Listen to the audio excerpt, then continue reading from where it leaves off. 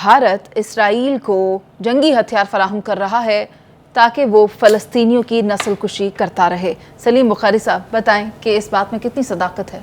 देखिए, पहली बात तो यह है कि ये बात दुरुस्त है और दूसरी बात यह है कि इसकी पूरी एक तारीख है।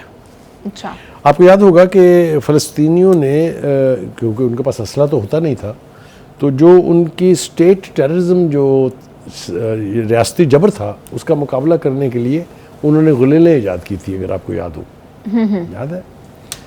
तो उससे डिराइव किया था कश्मीरियों ने। तो कश्मीरियों के पास भी असला नहीं है, तो उन्होंने भी हिंदुस्तानी दहशतगर्दी जो है, रियासती जबर जो है, उसके ख़िलाफ़ फिर पत्थर और गुलेलें तान ली। तब हिंदुस्तान ने इसराइल से ये रिक्वेस्ट की थी, और मैं रिकॉर्ड की बात बता रहा हूँ आपसे, कि आपने अपने इन फ़लस्तीनियों से कैसे डील किया, कैसे आपने इनके ऊपर काबू पाया जी। तो उन्होंने वो स्ट्रेटजी दी थी उनको, जो जिसके ऊपर हिंदुस्तान मकबूजा कश्मीर में पिछले 3 दहाइयों से वहाँ की जारी जद्दोजहद का गला घोंटने की कोशिश कर रहा है। तो लिंकेज मैं बता रहा हूँ आपको कि ये पहली दफ़ा नहीं है जी। ये एक दूसरे के साथ कॉम्प्लीमेंट्री रहे हैं। दूसरा ये कि जब कारगिल हुआ था तो उसमें भी इसराइल ने बहुत एडवांस्ड वेपनरी दी थी और इंटरनेशनल सैटेलाइट के ज़रिए उन्होंने पाकिस्तानी पोजीशंस मुहैया फरमाई थी कर्टसी यूनाइटेड स्टेट्स। जिसके बाद जो हमारी फतूहात थी, जो मैसिव फतूहात थी, कि हम पठानकोट की सड़क के किनारे जाके बैठ गए थे और हमने पठानकोट की वो रोड जो हिंदुस्तान को कश्मीर से मिलाती काट दी थी पर 11 डेज।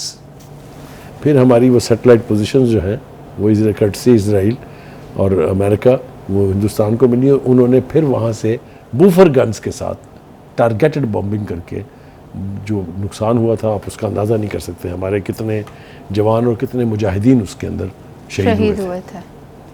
तो मैं ये कहना ये चाह रहा हूँ, अपने नाज़रीन को बताना चाह रहा हूँ कि ये अचानक डेवलपमेंट नहीं है जी। ये बाकायदा इसकी एक तारीख है। इंडिया शुक्रिया अदा करने का एक अंदाज है ये। अब देखिए, या इसको आप ये कह सकते हैं, लेकिन मैं इसे और नज़र से देखता हूँ। देखिए, जो पॉपुलर रायामा है इंटरनेशनल, वो चूँकि इसराइल के बारे में बदल रही है और बर्क रफ्तारी से बदल रही है। यूरोपीय और अमेरिकी ममालिक में इतना ज़्यादा प्रेशर और दबाव है वहाँ की हुकूमतों के ऊपर कि उन्होंने मजबूरन असले की सप्लाई रोक दी है। अमेरिका समेत 3-4 यूरोपीय ममालिक जो बहुत बड़े असला सप्लायर थे, इटली भी है उसमें, उन्होंने वो रोक दी। और फिर आपको पता है कि जो बहरा अहमर में जो वो हौसी जिन्होंने वो यानी जो समुद्री रास्ता है उसके ऊपर चूँकि काफ़ी ज़्यादा जहाज़ों पे हमला किया और कहा है कि हम असला लेके किसी जहाज़ को इजराइल नहीं जाने देंगे। याद है ना आपको ये जी। तो ये सब कुछ जो है, इसके बाद ये जो इजराइल है, ये असले की भूख इसकी बढ़ती जा रही है क्योंकि सप्लाई रुक रही है और इस्तेमाल मैसिव है कि उन्होंने 3 महीने की पहली जंग में गज़ा पर इतने बम बरसाए थे जो पूरी सेकेंड वर्ल्ड वॉर में अमेरिका ने जर्मनी पर नहीं बरसाए थे। ये रिकॉर्ड की बात बता रहा हूँ आपको। तो कहने का मतलब ये है कि हिंदुस्तान अचानक फिर उसकी मदद के लिए आया कि चूँकि उसको असला नहीं मिल रहा है, लिहाजा उसने उनको वेपन्स भी दिए हैं, उसने उनको ड्रोन्स भी दिए हैं। हत्ता कि जो ड्रोन्स उनकी अपनी फ़ौज को सप्लाई होने थे वो रोक के उन्होंने वो ड्रोन जो है इसराइल को भेजे हैं। और ये मैं आप नहीं कह रहे हैं, हमारा कोई सफ़ीर नहीं कह रहा है, ये इसराइल का अपना सफ़ीर कह रहा है जिसने 5-6 साल तक हिंदुस्तान में इसराइल के सफ़ीर के फ़राइज़ अंजाम दिए। Right sir. और Therefore, this evidence is very solid। और सर, फरवरी में इंडिया की अपनी मीडिया रिपोर्ट्स में ये बात सामने आई है कि भारत ने अपने जो ड्रोन्स हैं वो वहाँ पर सप्लाई किए। मैंने आपसे अर्ज किया कि वो ड्रोन जो हिंदुस्तान की फ़ौज को जाने थे वो रोक के उन्होंने वो अपने मुहैया किए हैं इसराइल को, और इसराइल ने वो ड्रोन इस्तेमाल किए हैं गज़ा में। तो ये बड़ी अफसोसनाक बात भी है, ये एक कंडेमेबल बात भी है, इसकी मजम्मत करनी चाहिए। और दूसरी तरफ हम देखते हैं कि इसराइल जो है वो अभी भी इस पर तुला हुआ है कि वो जंग का दायरा कार बढ़ाएगा। उसको उसके दोस्त भी और जो उसके क्रिटिक्स हैं वो मशवरा दे रहे हैं कि लेबनान में पंगा मत कीजिए। जी, आपने कल भी इसका जिक्र किया था। मैंने इसका जिक्र किया था इसलिए कि हमास तो चूँकि एक पट्टी में रह रही थी, हमास के तो चारों तरफ रास्ते बंद थे, ना असला आ सकता था ना कोई सप्लाईज आ सकती थी, लेकिन लेबनान इस तरह का लैंड लॉक मुल्क नहीं है जी। और हिजबुल्लाह एक्टिव हो जाएगा। मैंने कहा कि अगर हिजबुल्लाह एक्टिव होगा तो ईंट से ईंट बजा तो देगा। फिर बात बढ़ जाएगी और इजराइल के काबू से शायद निकल जाए। इसलिए नेतन्याहू साहब को चूँकि अपनी वजारत उज़्मा भी बचानी है, उन्हें चूँकि अपने इस एक्ट को जो इंसानियत के ख़िलाफ़ क्राइम है, जिसके ऊपर इंटरनेशनल कोर्ट ऑफ जस्टिस कह चुकी है it's a genocide and stop this genocide, that means कि उन्होंने तस्लीम कर लिया कि वहाँ नस्ल कुशी हो रही है। इसके बावजूद उसकी सेहत पर कोई असर नहीं है। ये इन द लॉन्ग रन ये इसराइल को इन सब चीज़ों की कीमत चुकानी पड़ेगी, ये मैं आपको ज़िम्मेदारी से बता रहा हूँ। दूसरी तरफ हम देखते हैं कि जो बाकी के मुल्क थे, ख़ास तौर से जिनमें अमेरिका है, जर्मनी है, इटली और बरतानिया है, जो आर्म्स सप्लाई करते थे इंडिया को, उनकी मैंने कहा है कि because of their internal pressure वो सप्लाईज़ में अगर मुकम्मल तौर पर रुकी नहीं है तो कम से कम उसमें दुश्वारी है इसराइल पहुंचने तक। तो ये इंडिया साहब जो कुछ कर रहे हैं, ये बेहयाई जो हो रही है, जो बेगैरती का मुजाहरा किया जा रहा है, ये हरकत जो है अब चूँकि पब्लिक नोटिस में आ गई है, अब देखते हैं इसके ऊपर इंटरनेशनल ऑर्गेनाइजेशन और दूसरे जो international institution like United nation ये कैसे एक्ट करते हैं, कैसे वो इस हरकत को हिंदुस्तान की देखते हैं। मुझे ये इस बात के ऊपर कोई यानी दो राय नहीं है कि हिंदुस्तान रुकने वाला नहीं है, इसलिए कि मैंने आपको पूरी हिस्ट्री रिकॉल करके बताई है कि Israel and India have been complementary to each other in controlling and crushing the popular movements of liberations in their respective countries.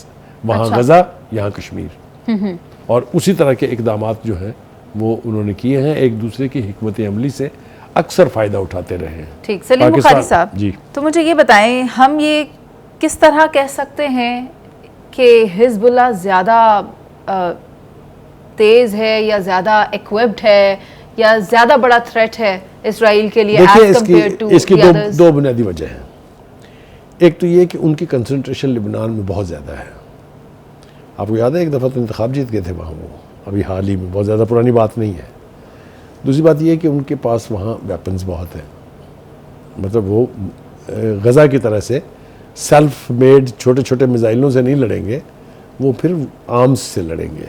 और ये आजमा चुका है इसराइल पहले भी कि हिजबुल्लाह के जो फाइटर्स हैं वो वेल ट्रेंड, वेल इक्विप्ड हैं। आपने देखा है कि इस वक्त तक भी अगर इसराइल किसी जगह से ब्लीड कर रहा है तो वो लिबनान के साथ बॉर्डर है उसका। अभी हाल ही में जो यानी जो हिजबुल्लाह ने क्लेम किया था वो 24 इसराइली मारे गए थे, और जो तस्लीम किया है यानी इसराइल ने वो ये कि 3 फौजी मारे गए, 8 ज़ख्मी हुए, टैंक भी तबाह हुए और ड्रोन भी तबाह हुए।